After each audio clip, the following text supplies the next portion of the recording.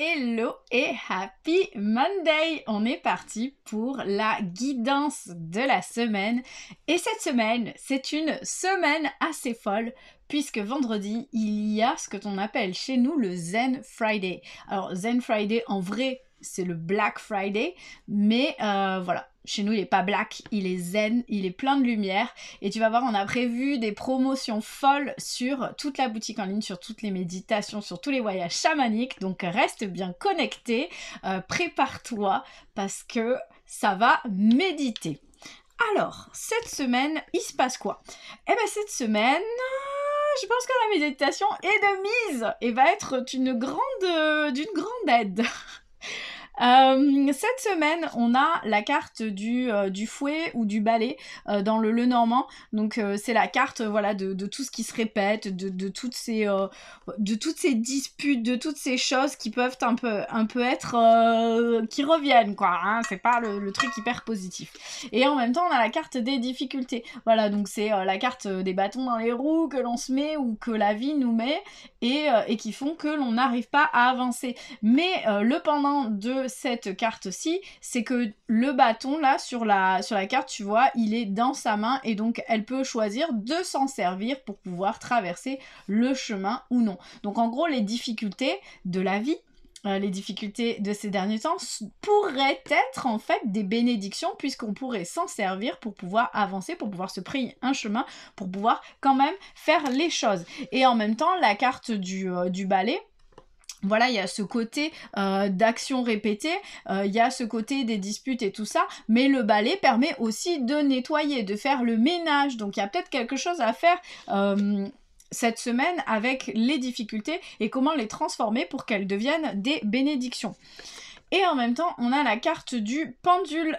Donc la carte du pendule, c'est que soit le pendule va te venir en aide en te montrant ça, si le reste, en faisant un nettoyage, parce qu'on peut faire des nettoyages avec le pendule, ou en posant des questions et donc en t'indiquant le chemin, mais ça peut aussi te montrer qu'il y a ce besoin d'action, de mise en mouvement. Voilà, le pendule, il va et il vient, et on a ce mouvement un peu répétitif de va-et-vient, ce côté un peu de nettoyage qui est nécessaire. Donc je pense que cette semaine, on a vraiment besoin de mouvement et d'action répétée, et de mettre en place des choses pour se rendre compte que les difficultés que je rencontre sont en fait des bénédictions et que si j'ai ce mouvement répété, ces actions répétitives, du coup les choses vont s'égayer, vont aller mieux et ça va tourner dans le bon sens.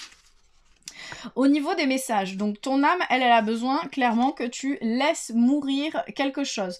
Donc elle nous parle de laisser mourir, elle nous dit que le temps est venu de mettre un terme à une relation, un schéma ou une situation toxique et néfaste et de laisser la vie t'éloigner de ce tourment. Donc voilà, il y a vraiment quelque chose qui n'a plus raison d'être et qu'il faut laisser aller, qu'il faut laisser mourir, qu'il faut lâcher tout simplement. Ton cœur, lui, il a besoin que tu rallumes ton feu intérieur, que tu rallumes ton feu intérieur pour laisser place à tous ces plaisirs, à toutes ces choses qui te font vibrer, à la joie, à toutes ces choses qui t'animent et te passionnent pour venir rallumer la flamme quoi. Donc on voit que le nettoyage, que les actions répétées, que le fait de se mettre en mouvement et d'utiliser les difficultés comme des bénédictions vont être bénéfiques pour laisser mourir ce qui n'a plus besoin d'être et rallumer ta flamme. Et en même temps, ton corps, on le voit aussi, il se sent à côté de la plaque. Donc on a la carte de la plaque, ton corps, il se sent, il a l'impression d'être à côté de lui-même.